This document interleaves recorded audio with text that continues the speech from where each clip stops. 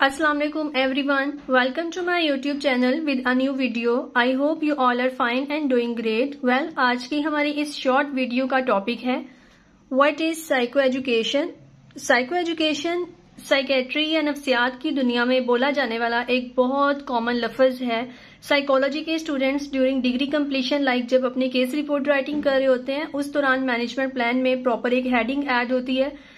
और इसी तरह से जब एक psychologist through therapy psychiatry patient को डील कर रहा होता है उसमें भी साइको एजुकेशन बहुत अहम किरदार अदा करती है।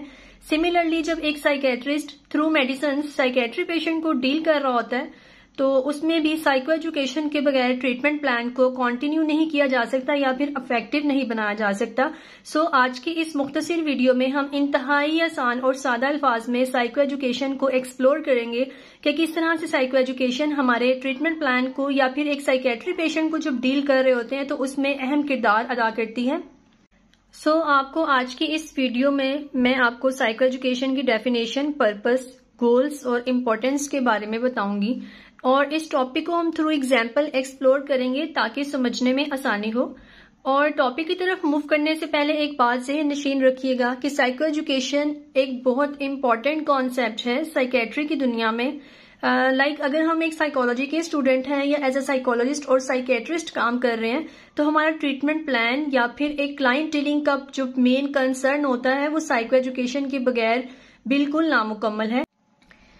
किसी भी टॉपिक को सीखने से पहले अगर हम उसके थीम को बाय मीनिंग या बाय टॉपिक ही एक्सट्रैक्ट करते हैं तो हमें एक स्ट्रॉन्ग बेस प्रोवाइड हो जाती है। सो साइको एजुकेशन यहाँ पे एक मुकम्मल टर्म है जिसे अगर हम टू पार्ट्स में डिवाइड करें, psycho education, psycho means psychology या related to psyche, education means educate करना, नॉलेज बेस प्रोवाइड करना या फिर आगाह कर डिफाइन करें तो it is the process of teaching clients with mental illness and their family members about the nature of the illness. यानी कि साइको एजुकेशन एक ऐसा टीचिंग प्रोसेस है जिसमें हम क्लाइंट्स को और उनके फैमिली मेंबर्स को मेंटल इलनेस या फिर नेचर ऑफ द इलनेस के बारे में आगाह करते हैं। यानी कि किसी भी मर्ज के साथ अगर कोई पेशेंट एक साइकोलॉजिस्ट या साइकेट्रिस्ट के पास आया है तो उसे उसकी इलनेस के बारे में डिजीज कॉन्सेप्ट देना, बीमारी के बारे में आगाह करना, उसकी एटियोलॉजी क्या है, मसला क्यों शुरू हुआ, इसके कॉन्सिक्वेंसेस क्या क्या हो सकते हैं। यानी किसी भी मर्ज का शिकार अगर कोई पेशेंट है तो उसके नतायज क्या क्या हो सकते हैं, उसका ट्रीटमेंट प्लान क्या होगा, उसके ऑल्टरनेटिव वेज क्या यूज किए जा सकते हैं, इसमें एक साइकोलॉजिस्ट का रोल क्या होगा, एक साइकेट्रिस्ट का रोल क्या होगा, एक साइकोलॉजिस्ट थ्रू थेरापीज किस तरह से डील करेगा, सिमिलरली एक साइकेट्रिस्ट थ्रू मेडिकेशन किस तरह से उस पर्टिकुलर इलनेस की रिकवरी में हेल्प आउट करेगा। यानी कि साइको एजुकेशन में जैसे ही क्लाइंट किसी साइकोलॉजिस्ट, साइकोथेरापिस्ट या साइकेट्रिस्ट के पास जाता है तो उसकी नेचर ऑफ इलनेस के बारे में या मेंटल इलनेस के बारे में, उसके डिजीज कॉन्सेप्ट, उसके कॉन्सिक्वेंसेस, उसके साइन एंड सिम्टम्स, उसके ट्रीटमेंट प्लान, उसका management plan, each and everything जब हम क्लाइंट को और उसके फैमिली मेंबर्स को बता रहे होते हैं तो इस प्रोसेस को हम साइको एजुकेशन बोलते हैं। While moving towards the goals of psycho education, यहाँ हमें एक बात क्लैरिफाई कर लेनी चाहिए कि साइको एजुकेशन जो है वो इलनेस फोकस्ड, ट्रीटमेंट फोकस्ड और रिहेबिलिटेशन फोकस्ड हो सकती है। यानी हम किसी भी क्लाइंट को उसकी बीमारी के बारे में आगाह कर रहे हैं, ट्रीटमेंट के बारे में आगाह कर रहे हैं या फिर रिहेबिलिटेशन प्रोसेस के बारे में आगाह कर रहे हैं कि अगर इस पर्टिकुलर डिजीज के साथ अगर पेशेंट इंडोर बेसिस पे ट्रीटमेंट लेता है तो उसमें कंप्लीट जो इलनेस को डील करने का प्रोसेस होगा वो क्या होगा। साइको एजुकेशन हम इंडिविजुअल पेशेंट्स को या फिर इंडिविजुअल मेंबर्स को भी दे सकते हैं, फैमिली को दे सकते हैं, ग्रुप को दे सकते हैं, कम्युनिटी को दे सकते हैं। Psycho education is used to ensure basic knowledge, यानी कि जो बुनियादी इल्म होता है किसी भी मर्ज के बारे में उसे इंश्योर करना, to provide insight about the problem. अक्सर पेशेंट्स जो किसी भी मेंटल इलनेस के साथ आते हैं उन्हें अपने मसले के बारे में नहीं पता होता। उनसे पूछा जाए कि अगर आप हॉस्पिटल में क्यों आए हैं तो दे सेड के मुझे मेरी फैमिली लेके आई है, मुझे नहीं पता मुझे क्या मसला है। सो जब बेसिक नॉलेज प्रोवाइड कर दिया जाता है तो साइको एजुकेशन के जरिए हम कहीं ना कहीं पेशेंट के अंदर इनसाइट भी पैदा कर रहे होते हैं। बिकॉज जब तक पेशेंट को अपने मसले के बारे में नहीं पता होगा, वो एक्सेप्टेंस फेज में नहीं जाएगा, तब तक हम साइकेट्री पेशेंट को डील नहीं कर सकते हैं या उस तरह से उसके ऊपर ट्रीटमेंट प्लान इफेक्टिवली जो है ना वो असरअंदाज नहीं होता। Psycho education is use to promote relapse prevention. Relapse यानी कि किसी भी मर्ज का दोबारा हो जाना। साइको एजुकेशन के जरिए हम उस रिलैप्स को प्रिवेंट कर रहे होते हैं, यानी कि अगर मसले के बारे में बेसिक नॉलेज प्रोवाइड कर दिया गया है, इंसाइट दी गई है पेशेंट को, तो उस मर्ज को रिलैप्स प्रिवेंशन में भी मदद मिल रही होती है। Psycho education engages in crisis management and suicide prevention. अगर कोई भी मरीज किसी सुसाइडल आइडिएशन या सुसाइडल अटेम्प्ट के साथ है और उसमें हम उसकी फैमिली को साइको एजुकेट कर रहे हैं, तो इस तरह हम पेशेंट को भी हेल्प आउट कर रहे हैं और फैमिली को भी जो एडवर्स कॉन्सिक्वेंसेज होते हैं उसके बारे में टाइमली इन्फॉर्म कर रहे होते हैं कि पेशेंट की देखभाल कैसे करनी है। मरीज को इन्फॉर्म कर रहे होते हैं कि उसने अपनी देखभाल कैसे करनी है। यानी कि साइको एजुकेशन एक ऐसा प्रोसेस है जिसमें मरीज को उस मर्ज से निकलने में मदद मिल रही होती है और सेहतयाबी की तरफ आने में मदद मिलती है। अगर अपने इस साइको एजुकेशन टॉपिक को हम बाय एग्जांपल मजीद समझने की कोशिश करते हैं, तो लेट्स सपोज हमारे पास एक पेशेंट है जो कि सीवियर डिप्रेसिव डिसऑर्डर के साथ किसी भी साइकोलॉजिस्ट को विजिट करता है और वो साइकोलॉजिस्ट कोई पर्टिकुलर डायग्नोस्टिक टूल अप्लाई करने के बाद इस रिजल्ट पे पहुंचता है कि मरीज जो है वो मेजर डिप्रेसिव डिसऑर्डर यानी MDD का शिकार है। लाइक क्लाइंट की या जो फैमिली की जो प्रेजेंटिंग कंप्लेंट्स है उनके मुताबिक मरीज जो है वो बहुत ज्यादा रोता है, उदास और परेशान रहता है, नींद खराब रहती है, भूख खराब रहती है, पट्टों में खिंचाव रहता है। लाइक इस तरह की कुछ सिम्टम्स हैं जो क्लाइंट ने या फैमिली ने प्रेजेंट की हैं और एक साइकोलॉजिस्ट ने ये डायग्नोसिस बनाया है कि पेशेंट जो है वो मेजर डिप्रेसिव डिसऑर्डर का शिकार है। ये हम जस्ट सपोज कर रहे हैं, राइट। तो इसमें हम क्लाइंट को या फैमिली को उसको डिजीज कॉन्सेप्ट कैसे देंगे? इसमें हम फैमिली को या पेशेंट को ये बता सकते हैं कि जैसे हमारी बॉडी कुछ केमिकल से मिलकर बनी है, बिल्कुल इसी तरह हमारे दिमाग की भी एक स्पेसिफिक केमिकल कंपोजिशन होती है। जितने भी ज़हनी नफ्सियाती अमराज होते हैं अक्सर औकात दिमाग में कुछ केमिकल चेंजिंग्स की वजह से लाइक कुछ न्यूरोट्रांसमीटर्स का लेवल अप एंड डाउन होता है, तो कुछ ज़हनी और नफ्सियाती अमराज जन्म ले सकते हैं। डिप्रेशन भी एक ऐसा ज़हनी और नफ्सियाती मर्ज है जिसमें इंसान का रवैया, feelings, thoughts, moods and behaviour मतलब कि न्यूरोट्रांसमीटर्स के इम्बैलेंस की वजह से इफेक्ट होते हैं। और इस डिसऑर्डर में या इस मर्ज में मरीज को नींद का मसला, भूख का मसला हो जाता है। पेशेंट को सुसाइडल आइडिएशन भी आ सकती हैं, उससे रोना भी आ सकता है। लाइक ये कुछ नॉर्मल सिम्टम्स हैं जो इस डिसऑर्डर के शिकार लोगों को हो सकती हैं और उसके पीछे कई ज्यादा वजूहात हो सकती हैं। लाइक कोई भी ट्रॉमेटिक इवेंट हो सकता है, कोई ऐसा लॉस हो सकता है जो क्लाइंट बियर नहीं कर सका, उस वजह से वो डिप्रेशन में चला गया। अब फैमिली के लिए अगर कोई मरीज लेट्स सपोज जो हमने इस एग्जांपल में किया कि पेशेंट जो मेजर डिप्रेसिव डिसऑर्डर यानी सुसाइडल आइडिएशन के साथ है, तो इसमें हम फैमिली को मजीद इंस्ट्रक्शंस देते हैं। रिस्क प्रिवेंशन होता है कि क्लाइंट को अभी सुसाइडल आइडिएशन सिर्फ आ रही है, ऐसा ना हो कि ये अटेम्प्ट कर ले। तो इस चीज को प्रिवेंट करने के लिए हम फैमिली को पर्टिकुलरली कुछ हदायत देते हैं। लाइक मरीज के साथ हर वक्त एक फर्द का होना लाजमी है, मरीज को अकेले छत पर ना जाने दें या मरीज को अकेला नहीं छोड़ना। अपने तेजधार आलात, छुरी, चाकू, रस्सी वगैरह या कोई भी ऐसी चीज जो आपको लगता है कि मरीज जो है वो उससे खुद को नुकसान पहुंचा सकता है, वो मरीज की पहुंच से दूर रखें आ सकता है। सिमिलरली मरीज को दवाई वगैरह जो अपनी निगरानी में खिलानी है, पेशेंट का खास ख्याल रखना है, इसे अकेला नहीं छोड़ना एटसेट्रा। यानी कि पेशेंट की फैमिली को भी, जो भी मेजर डिप्रेसिव डिसऑर्डर के साथ पेशेंट है उसकी फैमिली को हम मरीज की suicide prevention, suicide risk prevention के लिए कुछ इंस्ट्रक्शंस दे रहे हैं जिसे फॉलो करना मरीज की फैमिली की एक इंतहाई जिम्मेदारी होती है। क्योंकि कोई भी पेशेंट अगर सुसाइडल आइडिएशन के साथ है तो वो खुदा ना खास्ता अपने उस डिप्रेशन में रहते हुए सुसाइड भी अटेम्प्ट कर सकता है।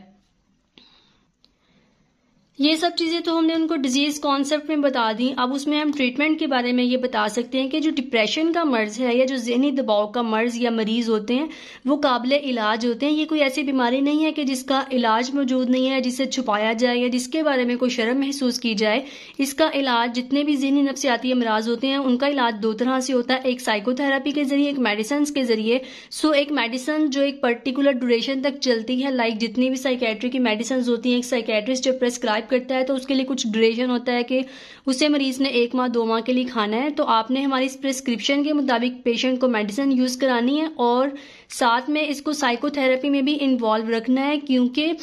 मेडिसिन के जरिए इसका केमिकल बैलेंस होगा और साइकोथेरेपी के जरिए मरीज जो है अपनी जिंदगी की तरफ वापस आएगा। यानी कि डिप्रेशन के मरीज के लिए साइकोथेरेपी और मेडिसिन दोनों चीजें अहम हैं, जिसके जरिए मरीज को ट्रीट किया जाएगा और इंशाल्लाह ये अपनी रिकवरी में जल्द वापस आ जाएगा। अगर फैमिली और पेशेंट दोनों कोऑपरेट करते हैं तो मरीज को सिर्फ कुछ अरसा लगता है उस पेशेंट को रिकवर होने में। यानी इसमें हम कर क्या रहे हैं, हम सिंपली क्लाइंट को और उसकी फैमिली को मर्ज के बारे में और उसके इलाज के बारे में आगाह कर रहे हैं। इसी तरह अगर कोई एंजाइटी का मरीज है, कोई पैनिक डिसऑर्डर के साथ है, या फिर कोई स्किज़ोफ्रेनिया डिसऑर्डर के साथ है, लाइक किसी भी मेंटल डिसऑर्डर के साथ कोई पेशेंट है, तो उसकी जो साइको एजुकेशन है वो disorder to disorder, family to family very करती है। बिकॉज कुछ फैमिली कोऑपरेटिव होती है, कुछ नहीं होती, कुछ पेशेंट्स कोऑपरेटिव होते हैं, कुछ नहीं होते। तो उसमें एक साइकोलॉजिस्ट और साइकेट्रिस्ट को हर सूरत पहले पेशेंट और फैमिली को इनसाइट देनी पड़ती है उसके मसले के बारे में, देन उसका कोई ट्रीटमेंट जो है वो इफेक्टिवनेस की तरफ जाता है। इस वीडियो में हमने क्लाइंट की फैमिली को और पेशेंट को दोनों को डिजीज कॉन्सेप्ट भी दे दिया, ट्रीटमेंट के बारे में भी बता दिया। अब as a psychology student, as a psychologist और एज अ साइकेट्रिस्ट अगर हम कहीं पर भी काम कर रहे हैं तो साइको एजुकेट करते हुए किसी भी मरीज को या उसकी फैमिली को हमें कुछ इंतहाई अहम बातों का ध्यान रखना चाहिए, ख्याल रखना चाहिए कि मरीज या फैमिली को कोई भी झूठी तसल्ली ना दी जाए। मतलब कि मसला एज इट इज पेशेंट या उसकी फैमिली को बताया जाए, कोई भी ऐसी बात ना की जाए जो झूठ पर मबनी हो, या हमें लग रहा है कि हम सिर्फ क्लाइंट की फैमिली को तसल्ली देते हैं ताकि ये थोड़ा बहुत जो है ना मतलब रिलैक्सेशन फील करें। झूठी तसल्ली के जरिए रिलैक्स नहीं करना किसी भी फैमिली या मरीज को। हमारी जो साइको एजुकेशन है वो इंतहाई आसान अल्फाज में मर्ज की नौयत के बारे में बताया जाए। मतलब कि जो हमारी लैंग्वेज है किसी भी पेशेंट या फैमिली के साथ, वो पेशेंट के मुताबिक, मतलब कि हमने मरीज को उसके लेवल पे जाके, फैमिली को उसके लेवल पे जाके मर्ज के बारे में बताना है। हमने कोई मतलब इस तरह की लैंग्वेज यूज नहीं करनी जो फैमिली के लिए या पेशेंट के लिए जो है ना वो समझ से बाहर हो। मतलब कि हमारे अल्फाज, हमारी स्टेटमेंट्स, हमारा लहजा, हर चीज इतनी स्मूथ वे में और इतनी आसान होनी चाहिए कि पेशेंट को और फैमिली को उस मसले के बारे में अच्छे तरीके से समझ आ जाए। मर्ज की तशखीस और इल्म होना लाजमी है, यानी कि अगर हम किसी भी फैमिली को साइको एजुकेट कर रहे हैं अबाउट दी प्रॉब्लम, इनसाइट दे रहे हैं अबाउट दी प्रॉब्लम, या किसी भी किस्म की बेसिक नॉलेज बेस प्रोवाइड कर रहे हैं, तो हमें खुद as a psychologist, as a psychiatrist और एज अ साइकोलॉजी स्टूडेंट मर्ज की तशखीस होनी चाहिए। हमें पता होना चाहिए कि पेशेंट को एक्चुअल में प्रॉब्लम क्या है, डिसऑर्डर क्या है, क्योंकि जब तक हमें मसले की तशखीस, मर्ज की तशखीस नहीं होगी, हमें मर्ज के बारे में इल्म नहीं होगा, हम पेशेंट की फैमिली को या मरीज को एजुकेट नहीं कर सकते। ठीक है, ये कुछ अहम चीजें हैं जो हमें खुद जो है ना मतलब एज अ फील्ड वर्कर मद्देनजर रखनी चाहिए। इस टॉपिक को समराइज करते हैं इस छोटी सी डेफिनेशन के साथ कि psycho education is about providing knowledge about mental illness and it's treatment. जैसा कि हमने अभी जिक्र किया था कि जो साइको एजुकेशन है वो इलनेस फोकस्ड, ट्रीटमेंट फोकस्ड या रिहेबिलिटेशन फोकस्ड भी हो सकती है। इसे हम एक क्लाइंट को भी दे सकते हैं, फैमिली को भी साइको एजुकेट कर सकते हैं, किसी ग्रुप को या कम्युनिटी को भी साइको एजुकेट कर सकते हैं about mental illness and it's treatment. Like कि कोई भी ज़हनी या नफ्सियाती मर्ज क्यों होता है, इसके पीछे रीजंस क्या होती हैं, इसके कॉन्सिक्वेंसेस क्या क्या हो सकते हैं, इसके रिस्क फैक्टर्स क्या हो सकते हैं, इसका ट्रीटमेंट या ऑल्टरनेटिव वेज क्या होंगे, इसका ट्रीटमेंट कितने तरीकों से हो सकता है, क्लाइंट को इस वक्त किस मेथड की जरूरत है, किस ट्रीटमेंट की जरूरत है, मेडिसिन किस तरह से इसको हेल्प आउट करेंगे इस रिकवरी की तरफ जाने में, साइकोथेरेपी किस तरह से हेल्प करेगी पेशेंट की ज़हनी और जिस्मानी सेहत को बहाल करने में, कौन सा ट्रीटमेंट प्लान क्लाइंट के लिए इफेक्टिव है, कितनी ज़्यादा मेडिसिन की या साइकोथेरेपी की ज़रूरत है। अगर हम जनरली भी देखते हैं कि कोई भी पेशेंट अगर किसी डॉक्टर के पास विजिट करता है, लाइक किसी भी मरीज को कोई वॉमिटिंग्स आ रही हैं, कोई कान का मसला हो गया या बुखार बहुत ज़्यादा हो गया है और पेशेंट को नहीं पता चल रहा कि मुझे ये मेदे जिगर गुर्दे का मसला हुआ क्यों, तो कुछ टेस्ट के बाद, डायग्नोसिस यानी मर्ज की तशखीस के बाद मरीज और उसकी फैमिली काफ़ी ज़्यादा रिलैक्स हो जाती है कि अच्छा मुझे वॉमिटिंग आने की ये वजह थी, मुझे बुखार होने की ये वजह थी। तो बिल्कुल इसी तरह से अगर एक मेंटल डिसऑर्डर के शिकार मरीज को और उसकी फैमिली को मर्ज के बारे में पता चल जाता है तो फैमिली काफ़ी हद तक रिलैक्स हो जाती है, मरीज की रिकवरी के लिए बहुत ज़्यादा काम करती है। तो सिमिलरली जो साइकेट्री के पेशेंट्स होते हैं या मेंटल डिसऑर्डर्स के साथ पेशेंट होते हैं, जब उन्हें भी अपने मसले के बारे में पता चलता है, मर्ज की तशखीस के बारे में, मर्ज की नौयत के बारे में पता चलता है या आगाही मिलती है बाय साइकोलॉजिस्ट या साइकेट्रिस्ट, तो मरीज और उसकी फैमिली भी काफ़ी हद तक रिलैक्स हो जाते हैं कि अच्छा डिप्रेशन होने की ये वजह है, तो अब इसको रिकवरी में लाने के लिए ये पॉसिबिलिटीज हैं। इस तरीके से ट्रीटमेंट के जरिए या फिर इस तरह से एक सोशल सपोर्ट, मॉरल सपोर्ट के जरिए पेशेंट इस डिसऑर्डर से बाहर आ सकता है। यानी कि साइको एजुकेशन हमें एक स्ट्रॉन्ग ट्रीटमेंट बेस प्रोवाइड करती है जिससे पेशेंट की जो रिकवरी है वो पॉसिबल हो जाती है। उम्मीद है आज की इस शॉर्ट वीडियो में आपको साइको एजुकेशन के बारे में काफ़ी हद तक सीखने को मिला होगा। अगली वीडियो तक के लिए दीजिए इजाज़त, तब तक के लिए अल्लाह हाफिज़।